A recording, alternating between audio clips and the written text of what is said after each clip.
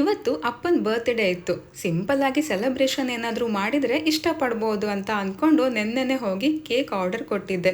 ಇವತ್ತು ನೋಡಿದರೆ ಕೇಕ್ ಎಲ್ಲ ಏನು ತರೋದಕ್ಕೆ ಹೋಗಬೇಡ, ಸುಮ್ಮನೆ ವೇಸ್ಟು ಅಂತ ಹೇಳ್ತಾ ಇದ್ರು. ಅವ್ರ ಮೊಬೈಲ್ ಕೂಡ ಇದೇ ಟೈಮ್ಗೆ ಹಾಳಾಗಿತ್ತು. ಅದಕ್ಕೆ ನಾನು ಅಮ್ಮನೂ ಡಿಸೈಡ್ ಮಾಡಿ ಮೊಬೈಲ್ನೇ ಗಿಫ್ಟಾಗಿ ಕೊಡೋಣ ಅಂತ ಅದನ್ನು ಆರ್ಡರ್ ಮಾಡ್ತಾ ಇದ್ದೆ. ಅದು ಕೂಡ ಬರ್ತ್ಡೇಗೆ ಇನ್ನೇನು 2 ದಿನ ಇದೆ ಅನ್ನೋ ಹಾಗೆ ಬಂದಿತ್ತು. ಮತ್ತು ಅದನ್ನು ಅನ್ಬಾಕ್ಸ್ ಮಾಡಿಬಿಟ್ಟು ಹಳೆ ಮೊಬೈಲಲ್ಲಿರೋ ಡಾಟಾನೆಲ್ಲ ಅದಕ್ಕೆ ಟ್ರಾನ್ಸ್ಫರ್ ಮಾಡಿಟ್ಟಿದ್ದಾಯಿತು. ಹುಟ್ಟಿದ ದಿನ, ಆ್ಯನಿವರ್ಸರಿ, ಹಬ್ಬಗಳು ಅಂತ ಅಂದರೆ ನಾವು ಮೊದಲಿಂದನೂ ತಪ್ಪದೇ ದೇವಸ್ಥಾನಕ್ಕೆ ಹೋಗ್ತೀವಿ.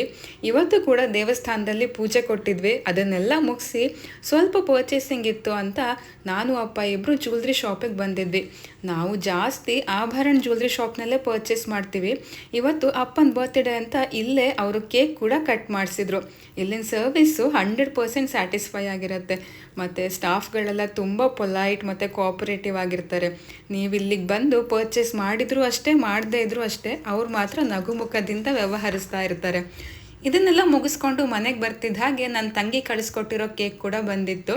ಮಧ್ಯಾಹ್ನ ಅದನ್ನು ಕಟ್ ಮಾಡಿ ಅಮ್ಮ ತಂದಿರೋ ಮೊಬೈಲ್ನ ಗಿಫ್ಟ್ ಕೊಟ್ವಿ. ಮತ್ತು ಒಂದು ಫಂಕ್ಷನ್ ಅಟೆಂಡ್ ಮಾಡಬೇಕಿತ್ತು ಅಂತ ನಾವೆಲ್ಲರೂ ರೆಡಿಯಾಗಿ ಹೊರಟ್ವಿ.